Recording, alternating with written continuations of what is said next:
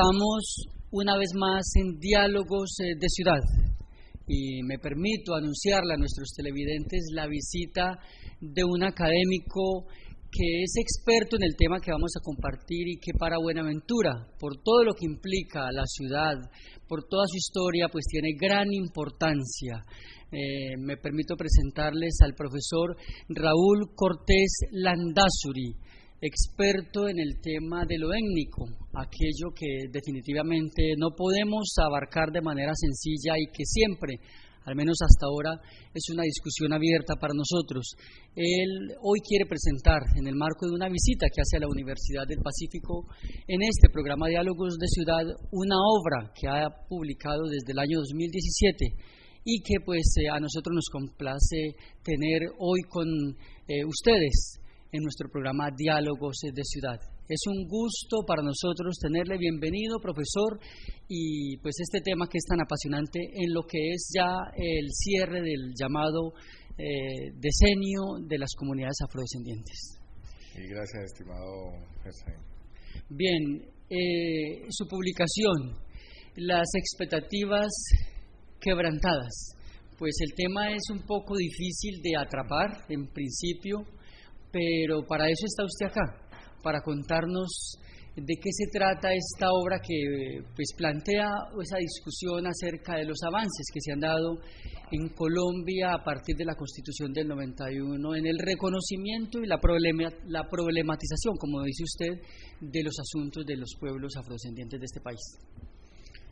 Bueno, efectivamente se trata de una obra que busca poner en tono de evaluación y análisis de política pública un problema que, si bien ha tenido cierto realce en los últimos 20 años, pues no sabemos desde el punto de vista ya de los efectos prácticos qué tipo de consecuencias pues hayan tenido en la población afrodescendiente. Junto con esa Constitución se da algo muy importante y es la Ley 70. ¿De qué manera en su obra usted toca lo uno o relaciona lo uno con lo otro? Pues en realidad es un punto de partida. Sin embargo, nosotros nos concentramos básicamente en el periodo 2002-2009 por varias cosas. Una de esas cosas que nos pareció importante es la proliferación de documentos de política pública frente a la problemática de la población afro. Entonces decimos ahí que hay una especie de inflación de normas, de documentos de política que anuncian bastante de la intervención sobre estas problemáticas. Sin embargo, pues por eso está el título Expectativas quebrantadas. Me permito complementar parte de la presentación del profesor, que es muy oportuno pues por el tema que vamos a tratar. El profesor Raúl ejerce como docente en la Universidad del Cauca, es economista, pero una de las cátedras que trabaja es justamente el de políticas públicas. Y por eso entonces la importancia de recordar el hecho de que usted menciona que en el país ha habido una abundante, proliferación de documentación en esta materia, en un país donde hay mucho trecho entre la ley, la norma y la práctica. Sí, efectivamente, esa inflación de normas, de documentos, ya ha bajado a los impactos en términos de lo que ha sido el devenir histórico en términos de distribución del ingreso, bienestar para estas poblaciones, ha quedado corto, quizás también por la misma definición de las políticas públicas de acción afirmativa para la población afro. Yo diría, profesor, que pues se trata de eso, de aportar a nuestros televidentes en estos temas que no son fáciles de asimilar. Con frecuencia hemos escuchado hablar que la palabra, la expresión política pública se está usando casi para todo. Sí. Entonces puede justamente el hecho de que nos familiaricemos con el término también tranquilizarnos y terminar hablando de algo que no comprendemos o usándolo para todo. Las políticas públicas en el marco de lo que usted nos quiere hoy compartir, ¿cómo lo entendemos? Bueno, alrededor de la subdisciplina de las políticas públicas o de los estudios de políticas públicas o de la ciencia de las políticas que empieza a emerger por ahí en la década del 50, 60 en Estados Unidos, se han tejido una serie de definiciones, de caminos metodológicos, de apropiaciones incluso disciplinarios, ¿no? Se la pelea la ciencia política, la sociología, la economía, etcétera, etcétera. Desde ese punto de vista pudiéramos decir que es una subdisciplina relativamente joven, que ofrece muchas posibilidades de poder estudiar la intervención del Estado. Entonces, tendríamos que decir también que en términos de políticas públicas, de los estudios de políticas públicas, la semántica importa, quizá porque no es una disciplina que tenga demasiados años atrás en términos del siglo XX, ¿no? Entonces, pudiéramos empezar con una de tantas definiciones, la que adoptamos nosotros en nuestro libro. Vamos a decir que políticas públicas son acciones o no acciones del Estado frente a un problema público. Pero además vamos a decir que dentro de esas acciones y no acciones del Estado frente a un problema público, todo problema social no es un problema público, ¿sí? Pudiéramos decir que todo problema público es un problema social, pero no lo contrario. Un poco pensando en el clásico líder comunitario, en la persona que está preocupada por los asuntos de la juventud, de la niñez, de la cultura, del deporte, cuando hacen una reclamación en temas de violencia de la mujer, la gente dice, yo quiero que eso se convierta en política pública, ¿cierto? Y si tenemos un caso, Colombia Joven. Colombia Joven fue un programa de una presidencia del país y entonces la gente reclamaba, las personas reclamaban, pero luego decían, es que esto no se ha convertido en una política pública. Cuando lo usan en esos términos, ¿qué precisiones podemos hacer para efectos de dejar claro a nuestros televidentes? Bueno, puede ser que un problema social sea una alteración en la vida normal de una sociedad, pero no todos esos problemas se consolidan o aparecen o protagonizan en la agenda pública, es decir, en aquellos asuntos que le interesan al Estado. Esto quiere decir que mientras no esté en la agenda del Estado, el problema sigue siendo problema social, no problema público. Y a partir de allí, para que se vuelva política pública, debe surtir ciertas fases, ¿no es cierto? Regularmente, cuando por efecto de los actores esa política pública queda por lo menos condensada en un documento, ya tenemos política pública. Mientras tanto, no. Pero no es necesario que haya lo que se llama algún compromiso vinculante en ese documento, y por eso cito el ejemplo de Colombia Joven. Puede ser un programa presidencial, pero si se termina ese gobierno y el señor que viene dice yo no voy a trabajar con eso, entonces ¿eso qué le da el carácter o no de documento como política pública? Después de que ya exista el documento, es una política pública, pero mi estimado Gersaín, también pudiera ser que las políticas públicas fueran de gobierno o fueran de Estado, fueran de corto o largo plazo.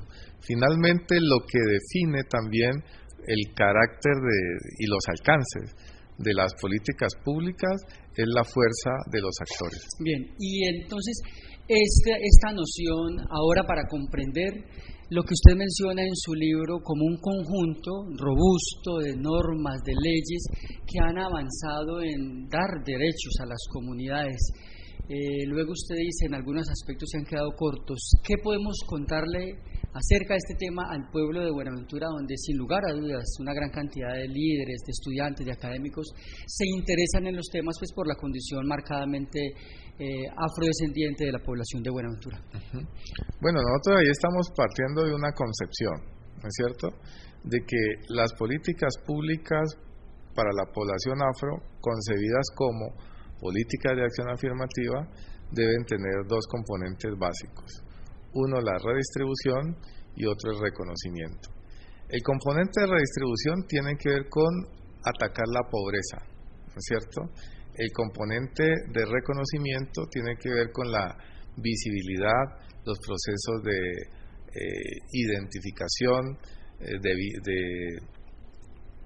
los procesos simbólicos de restitución del estatus, etcétera, etcétera.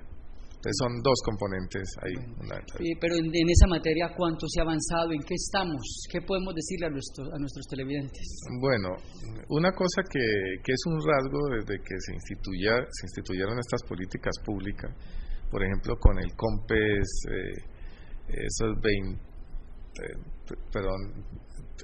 3610, ¿sí?, de 2004, que utiliza básicamente esa denominación, política pública para la acción afirmativa, es que casi todas estas políticas abordan, a mi juicio, uno de los componentes, es decir, el problema de la población afro es básicamente la pobreza, y entonces se diría que eso se ataca básicamente por la vía económica y con subsidios, pudiera ser.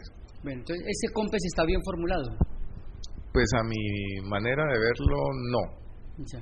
Y de hecho, en un consejo comunitario donde se hablaba del Plan Pacífico, en el segundo gobierno del presidente Uribe, alguien llamó la atención de eso. No era solamente mandar plata, inversión para el Pacífico o dar subsidios, sino que también tenía que ver con la restitución del estatus social de las afrodescendientes. Entonces, sobre ese tema, ¿qué planteamientos hace usted en la obra que estamos citando? Pues lo que decimos es que las expectativas están quebrantadas en principio porque no se reconoció la dimensión del estatus, ¿no es cierto?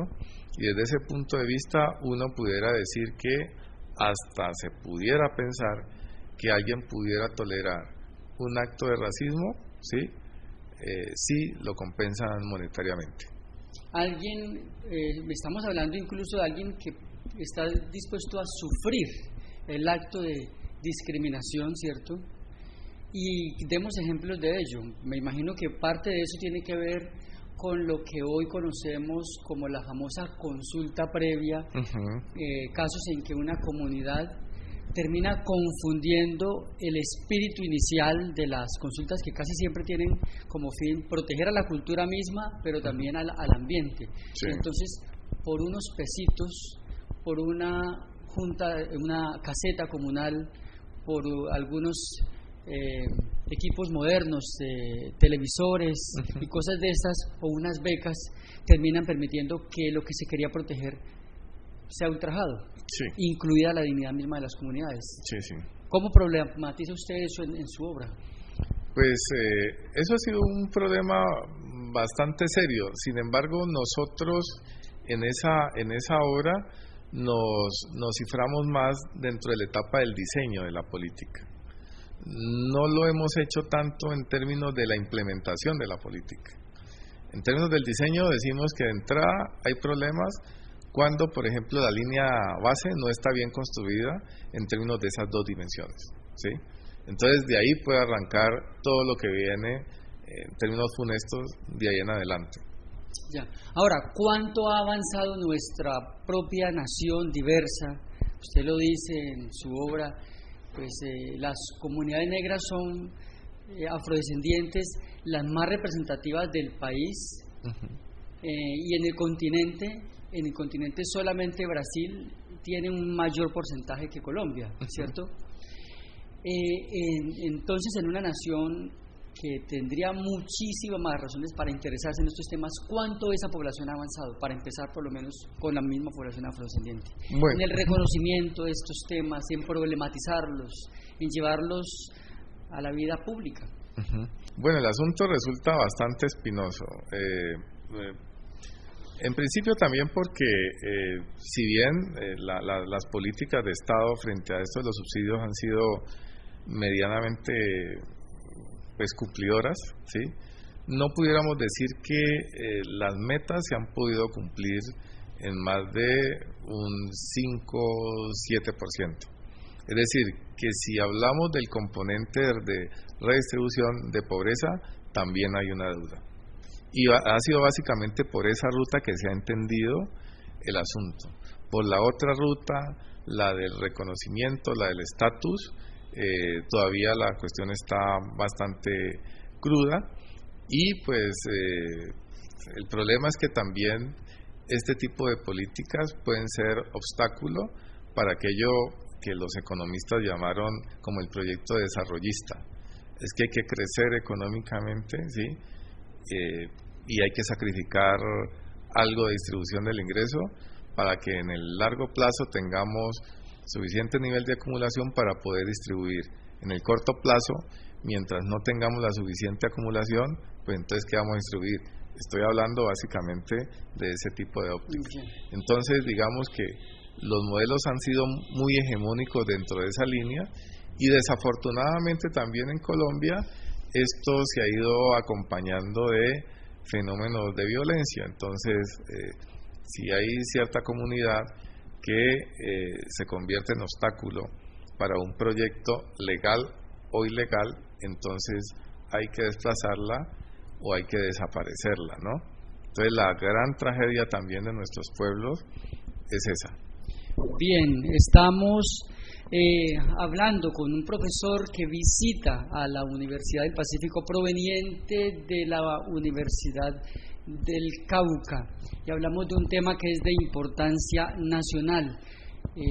Los problemas, el reconocimiento, los derechos de las comunidades afrodescendientes.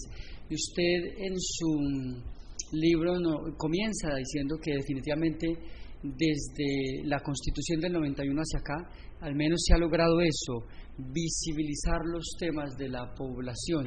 ¿Cómo lo explicamos? Si bien se ha podido visibilizar los grandes problemas de este sector de la población, estos temas, las inclusiones en la agenda, como lo que mencioné antes, de la problematización, pero generada ya en términos de unas agendas concretas y más o menos coherentes en el largo plazo, todavía estamos muy escasos. Puede ser, entre otras cosas, por el impacto de la violencia. También es difícil consolidar este tipo de cosas. Lo otro es que pues también se ha pensado desde el grupo mayoritario que estas políticas liberales, ¿sí?, donde se supone que todos somos iguales, dan para que desde el punto de vista de la oferta de la política, desde el Estado, desde arriba, el Estado por sí mismo reconozca. Entonces algunas comunidades también apostándole, digamos, a un político de una región, creen que eso se va a consolidar desde la oferta, no desde la demanda, desde los grupos que están pujando por visibilizar sus demandas y que haya una atención efectiva del Estado frente a ellas. ¿Cuáles son los caminos para que Colombia como nación supere esas dificultades que usted pues evidentemente reconoce en su obra y como académico? Eso que todos los colombianos vemos pues con cierta impotencia, ¿no? Uh-huh. Cuando en lo individual pretendemos no ser discriminadores, pero en la estructura nos vemos obligados uh-huh. E incapaces de cambiar las cosas. Bueno, los caminos son varios. Lo primero es poner también en ejercicio las cosas que ya hay. En términos, por ejemplo, de la educación universitaria y la educación en general, están las plazas EGNO, y lo otro, la Cátedra de Estudios Afrocolombianos. Estos se han convertido en algunos casos en saludos a la bandera, particularmente en la cátedra. En materia de educación también estamos en mora de evaluar cuáles han sido los alcances de eso, porque hicimos unos concursos, pero entonces también valdría la pena mirar cómo se ha podido impactar a este tipo de población para que puedan jalonar de otra forma el país y no desde la marginalidad o desde los estereotipos. Pues profesor, a usted muchísimas gracias por acompañarnos en este programa. Me imagino que para la comunidad universitaria debe ser interesante saber qué tipo de relación de manera ya más sostenida se pueda mantener entre la Universidad del Cauca y las instancias académicas desde las cuales usted ha llegado en esta ocasión y la propia Universidad del Pacífico, como el hermanamiento necesario que uno a simple vista puede imaginarse. Uh-huh. Bueno, nosotros estamos prestos. Siempre hemos creído mucho en este proyecto. La misma Universidad del Cauca lo ha querido impulsar también desde sus propias estructuras en materia de regionalización.